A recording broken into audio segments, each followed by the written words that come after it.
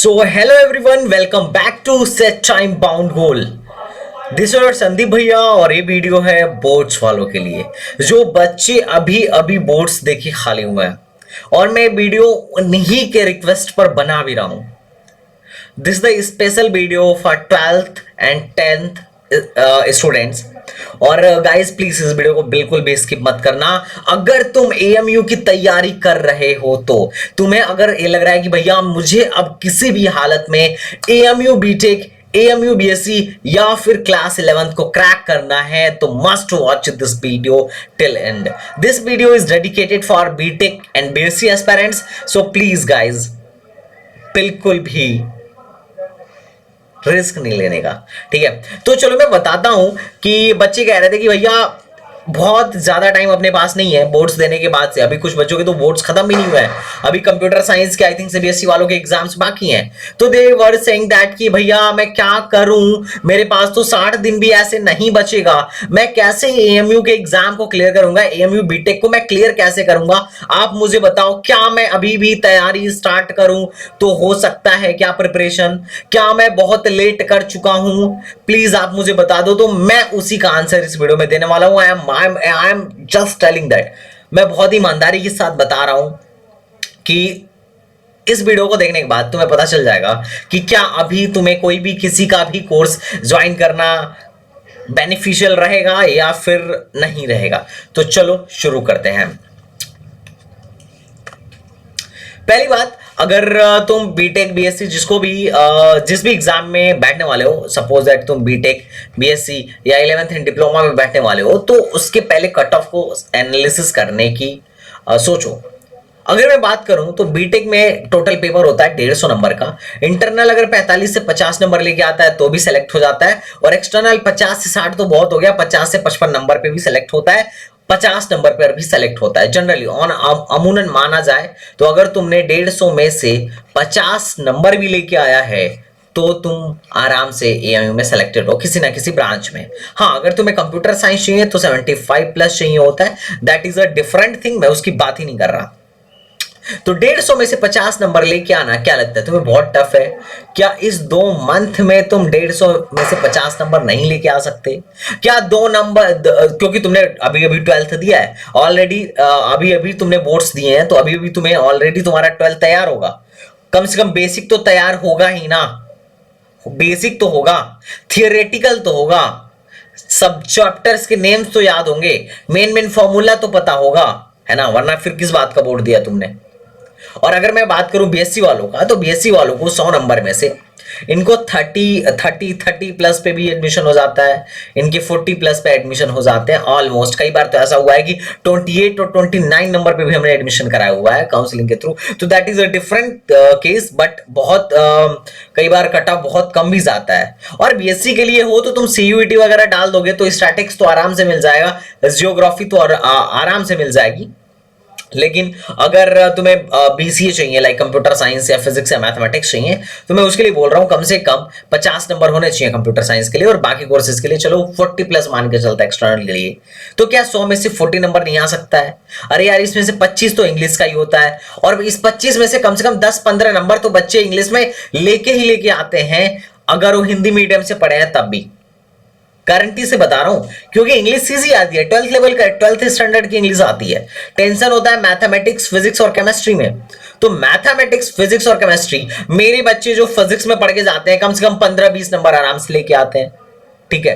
तो अगर तुमने सच में 12th दिया है और तुमने ईमानदारी से पढ़ाई की है, 12th में बेसिक भी पढ़ाई की है, तो भी तुम इस 2 महीने में मुझे लगता है कि तुम इस एग्जाम को निकाल लोगे। और 11 डिप्लोमा वाले तुम टेंशन ही नहीं लेना, ठीक है, क्योंकि जितना भी 2 महीना तुम्हारे लिए बचा है, 2 महीने में हम तुम्हारे पूरे सिलेबस को 2 बार रिवाइज करा देंगे, मतलब एक बार पढ़ा भी देंगे और एक बार रिवाइज भी करा देंगे। तो डिप्लोमा वालों पे तो इफ बट लगाना ही नहीं चाहिए उनको कि कैसे हो पाएगा बड़ी कम टाइम में। तो डिप्लोमा वाले तुम बात ही नहीं करना, या फिर अगर आप डिप्लोमा वालों या 11th के किसी स्टूडेंट के पेरेंट्स हो तो बिल्कुल ये बात इसके बाद नहीं पूछना कि सर हो पाएगा कि नहीं हो पाएगा। हम बता रहे हैं कि हम पढ़ा भी देंगे और रिवाइज भी करवा देंगे। क्योंकि अगर हम आईआईटी से ही बीटेक को पढ़ा दे रहे हैं, पूरा 11th 12th 2-3 महीने में पढ़ा दे रहे हैं, तो सर ये 11th और डिप्लोमा क्या है? कुछ नहीं है, ठीक है। तो मैं तुम्हें बात बताता हूं कि अगर जो भी तुम्हारे पास 60 डेज है ना, अगर तुम मेहनत करोगे तो इस 60 डेज में भी तुम 70 to 80 मार्क्स का कंटेंट आराम से पढ़ लोगे और आराम से इतने में तुम्हारा सिलेक्शन हो जाएगा, अगर तुमने फोकस के साथ, ईमानदारी के साथ ये 60 दिन दिए तो, अपने तैयारी को दिए तो। अच्छा, तुम में से बहुत सारे बच्चे कह रहे थे कि भैया एक नया बैच लॉन्च कर दो प्लीज बोर्ड्स वालों के लिए, तो नया बैच आ चुका है and guys this is the last batch. इसके बाद हमारा कोई भी बैच लॉन्च नहीं होने वाला है, स्पेशली एमयू बीटेक और बीएससी के लिए। तो अगर तुम एमयू बीटेक की तैयारी कर रहे हो या फिर एमयू बीएससी की तैयारी कर रहे हो तो you can join our batch, और डिप्लोमा एमयू क्लास 11th या डिप्लोमा वाले भी ज्वाइन कर सकते हैं इस बैच को, और सीएचएस या फिर तुम जामिया वाले हो तो इनके लिए भी नया बैच लॉन्च हुआ है।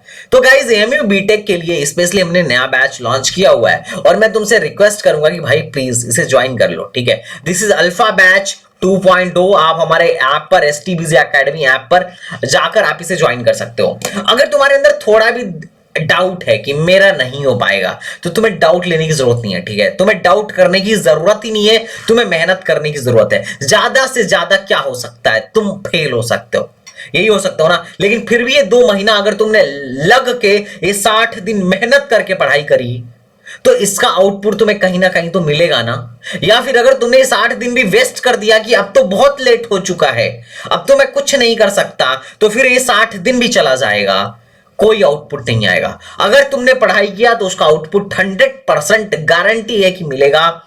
मेहनत कभी जाया नहीं जाता है। तो मैं तो तुमसे कहूंगा, अगर तुम्हें अभी 40 नंबर लग रहा है कि अरे यार अभी तो 30-35 नंबर आ रहा है, तो तुम बैच ज्वाइन करो। अल्फा 2.0 ज्वाइन करने के बाद जिस दिन तुम टेस्ट देके आओगे बोलोगे भैया हम आपको ज्वाइन करने से पहले मात्र 30 नंबर तक ही कर पाते थे टेस्ट में, और आज हमारे लग रहा है कि हमारा 70 नंबर और 80 नंबर आ रहा है। रीजन क्या है? वी नो कि तुम्हें क्या पढ़ाना है इस 60 दिन में, ठीक है। तुम यकीन नहीं मानोगे, हमारे टीचर्स जितना मेहनत कर रहे हैं, इतना मेहनत ना तो कोई ऑनलाइन में कर रहा है एमयू बीटेक के लिए और ना ही ऑफलाइन में कर रहा है। मैं इस बात की गारंटी दे रहा हूं, ऑफलाइन में कभी भी किसी का सिलेबस मुझे नहीं लगता खत्म हो पाता होगा इस 2 महीने में। क्रैश कोर्स उनके लिए एक तरीके से है जिनको पहले से चीजें आती हैं, they are just giving revision हो गया। और ये तुम यकीन नहीं मानोगे, अलीगढ़ की ऑफलाइन कोचिंगों में एमयू बीटेक की प्रिपरेशन के नाम पे मोटी रकम ली जाती है। सबकी फीस 30,000, 20,000, 15-16,000 ऐसे है, लेकिन हम लोगों ने बहुत कम फीस रखा हुआ है, दैट इज 5,000। अब कई बच्चे सोच रहे होंगे अरे ऑनलाइन है तो सस्ता होना ही चाहिए। नहीं, ऑनलाइन है तो ही तुम्हारा सिलेबस कंप्लीट हो सकता है। सोच के कभी देखना, ऑनलाइन में हम अपने टीचर को बोलते हैं कि सर आज आप फिजिक्स की 2 क्लास लगा लो, मैथ्स की 2 क्लास लगा लो, तो घर पे बैठे बैठे लगा लेते हैं, एक सुबह में भी और एक शाम में भी, और तुम भी आ जाते हो क्लास करने सुबह में भी और शाम में भी। रीजन क्या है? क्योंकि तुम्हें जस्ट फोन खोल के आना है। तुम्हें मत देखो कि क्या है क्या नहीं है, तुम्हें देखो कि तुम्हारा सिलेबस कैसे तुम्हारा कंटेंट और सिलेबस कैसे पूरा हो सकता है, तुम्हारी तैयारी कैसे हो सकती है। ऑनलाइन ऑफलाइन ये सब कहने की बातें हैं, जब तलवार गर्दन पे लटक रहा होता है ना, तो हमें देखते हैं कि भैया अब इससे हमारे पास बचने का उपाय क्या है, कैसे हम सेलेक्ट हो सकते हैं। ऑफलाइन पढ़ के या ऑनलाइन पढ़ के ये कोई मैटर नहीं रखता, गारंटी से बोल रहा हूं। बहुत लोगों ने ऑनलाइन पढ़ के बहुत कुछ उखाड़ लिया है और बहुत लोग ऑफलाइन पढ़ के भी कुछ नहीं उखाड़ पाए हैं। तो ये अपने दिमाग से निकाल दो।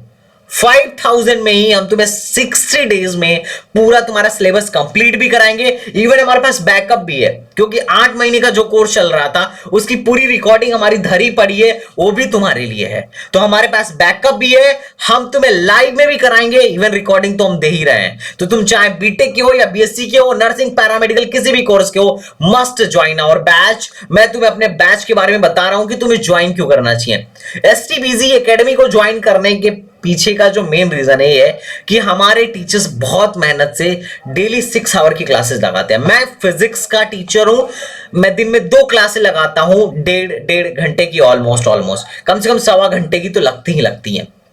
उसके बाद से डीपीपी से हमारी जो डीपीपी है, डीपीपी मतलब डेली प्रैक्टिस पेपर, इससे सवाल उठा के तुम्हारे एग्जाम में डायरेक्टली आते हैं। और जो बच्चे ऑलरेडी पढ़ रहे हैं ना, जो बच्चे क्लास करते हैं, उन्हें खुद बताओ, कहते हैं हाँ सर आप जो हमें क्लास में सवाल देते हो, डीपीपी में सवाल देते हो, टेस्ट में सवाल देते हो, वहीं से एएमयू में एग्जाम प्रीवियस ईयर में बना हुआ है। हमारी स्टडी मटेरियल को तुम फॉलो करो, कोई किताब खरीदने की जरूरत नहीं है, दैट इज सफिशिएंट। लास्ट में मैं तुम्हें शॉर्ट नोट दूंगा, ये बहुत ज्यादा इंपॉर्टेंट होगा। मतलब ऐसा है ना कि घूंट घूंट करके पी जाना, एक एक लाइन को तुम रट जाना शॉर्ट नोट्स की, क्योंकि अगर फिजिक्स में सवाल बनेगा तो उधर से ही बनेगा, केमिस्ट्री में सवाल बनेगा तो उधर से ही बनेगा। और क्लास के बाद रिकॉर्डिंग भी तुम्हें दे दी जाती है कि अगर तुम्हें कोई अगर तुम्हारा कभी नेट इशू हुआ या कोई भी इशू हो रहा है तो तुम रिकॉर्डिंग को चाहे जितनी बार देखो देख सको।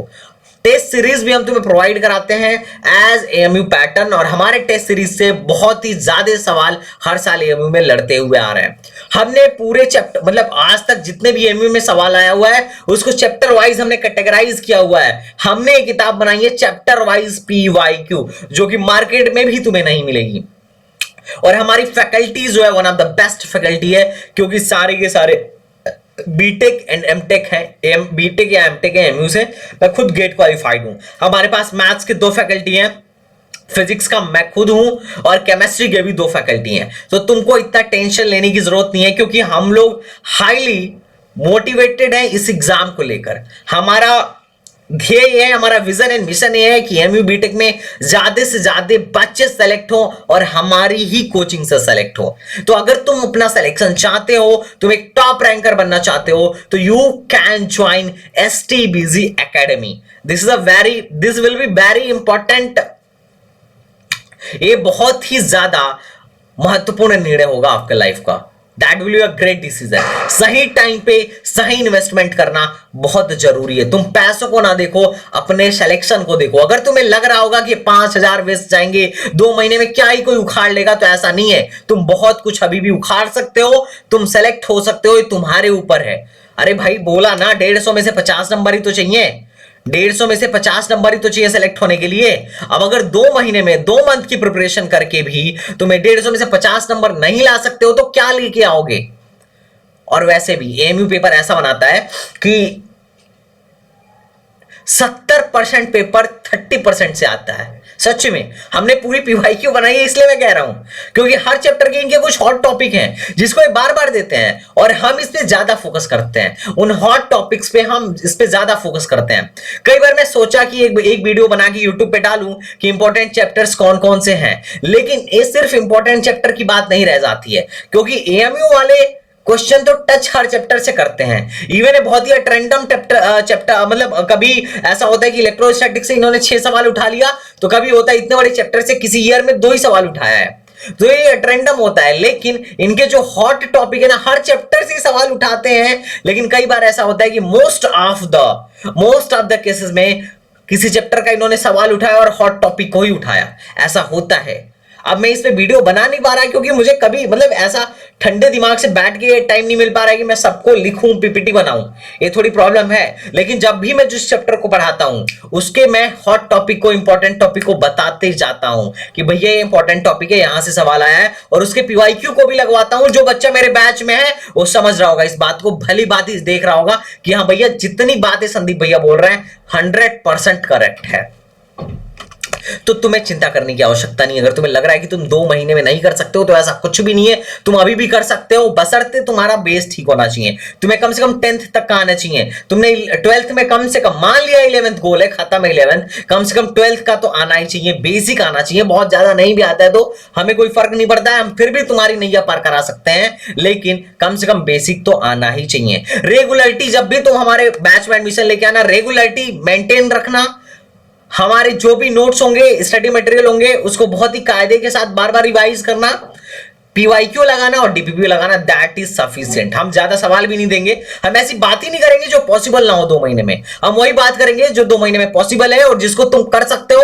अगर तुम्हारी जगह मैं भी होता तो मैं भी कर पाता, मैं वही बात करूंगा और definitely you will get selected. अगर तुमने इस 60 दिन में मेहनत से मन लगा के कायदे के साथ पढ़ाई कर लिया तो। मैं इससे ज्यादा कुछ नहीं कहना चाहूंगा। हमने तुम्हारे कहने पर एक नया बैच लॉन्च भी किया है और काफी सारे टीचर्स असाइन भी किए हैं, 6 घंटे का क्लास भी असाइन किया है। अब बाकी तुम्हारे ऊपर है कि तुम कितना हमसे सीख पाते हो और इसको अपने एग्जाम में कितना इंप्लीमेंट कर पाते हो। और मैं तो विश करूंगा कि मेरे हर एक भाई का जो भी वीडियो को देख रहा है सबका सिलेक्शन हो, तुम सब एएमयू में आओ और मेरे लिए मिठाई लेके आओ। तो चलो मिलते हैं नेक्स्ट वीडियो में, तब तक ले बाय बाय, टाटा एंड जय हिंद।